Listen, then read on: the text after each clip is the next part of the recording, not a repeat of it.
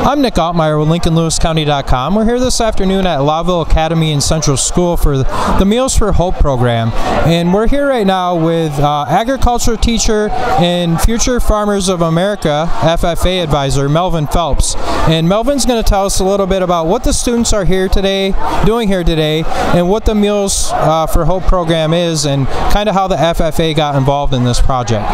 Sure. So the Meals of Hope is a nonprofit organization out of Florida, and this is what they do. They go around and they help different organizations pack meals for the needy. We got hooked up with them. They've been to our national FFA convention and our state FFA convention, so the students have had experience with the organization through there, and so they wanted to bring it here to Lowville. It was a large undertaking. You know, we're going to have 50,000 meals. Right. The students the last year have raised over $12,000 to host the event, and it's a fortified macaroni and cheese that we're packing. Okay. And the meals will stay in our local food pantry and in our backpack program are the two places that we'll be using the meals. It's fortified with extra vitamins and minerals that low-income families are missing in their diet. They will also have extra soy protein. And so, you know, it's awesome. Right now we have sounds like we reached a goal. Yes, yes. And so right now we have high school students here. We have 130 high school students. Okay. Our FFA chapter is about 75 students. Okay. And so, you know, not only, you know, the goal was not only to provide food and meals to our local community, but also to teach the students, you know, their friends and classes and stuff, the severity of food insecurity even here in Lewis County and in Lowville. Right. And so by having an event like this, it really opens the eyes of their classmates about food insecurity. And, you know, 1 out of every 4 students, you know, that they sit with in class don't know where their next meal is coming from. And so, you know, it's kind of twofold. So not only are we providing a great resource of 50,000 meals, but also educating their peers. So these students will be here for about 80 minutes packing. Our goal is to reach between 25 and 30,000 meals in that 80 minutes. And then we'll have a switch over, and we'll have about 120 middle schoolers that'll be coming in that'll pack for another 80 minutes to finish us off to get it to our 50,000 meal goal at the end of the day. 50,000 seems like a hefty goal in a 2-hour period. We've been walking around watching some of the kids working and seeing the assembly lines they've got set up, and they seem to be making really good progress. Now, will these meals stay all in Lewis County, or is it generally in the Lowville area or the county in general?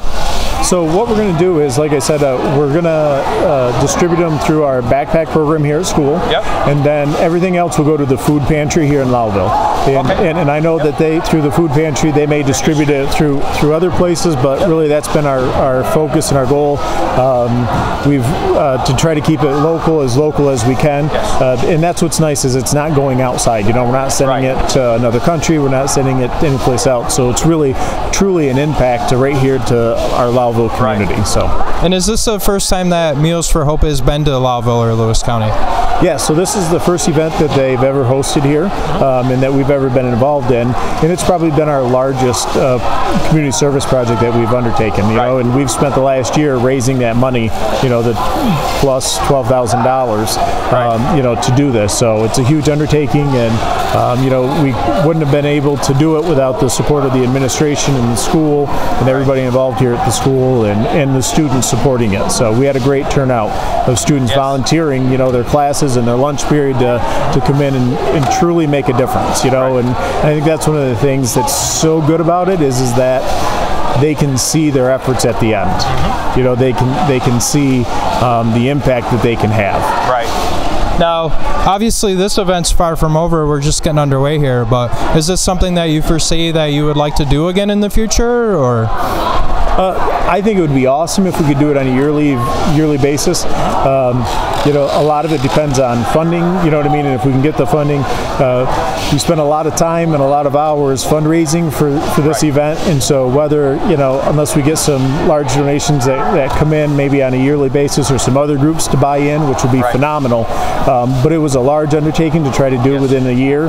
So, you know, if it's something that the FFA does, we may continue and maybe try to do something every 3 years or every 2 years. years, something like that. But so far, things have been great. Things have been wonderful. So, I could definitely see us trying to do this on a somewhat regular basis if we can find that help for. And if there's other groups or organizations or businesses out there that would like to get behind this program financially, that's something that they can reach out to you with? Yes, absolutely. One of our biggest donations, well, the biggest donations towards this was from Mark's Farms out on Route 12.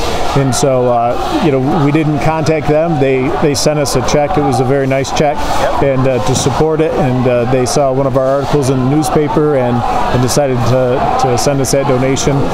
We also received funding through the Northern New York Community Foundation. We applied for a grant, the George R. Davis Fund for Lowville, and so we received funding from there. Farm Credit gave us a donation. There's a lot of donations from individual clubs, the French Club and Spanish Club, here at School of the Art Club. And so truly a large effort of people donating and giving money. The Teachers Association, the Teachers Union also gave us a nice donation. So, a little bit helps, and that was one of the things when we were doing the fundraising and looking for donations. I said even if every club in the school gave us $50, that soon can easily add up to $500. You know what I mean? So with that, just being creative with how to raise the money. So. Well, it's great to see the kids out doing something like this for the community, and we really appreciate you taking the time speaking with us today. Right, so thank you. Good luck with your event. Thank you. Yep.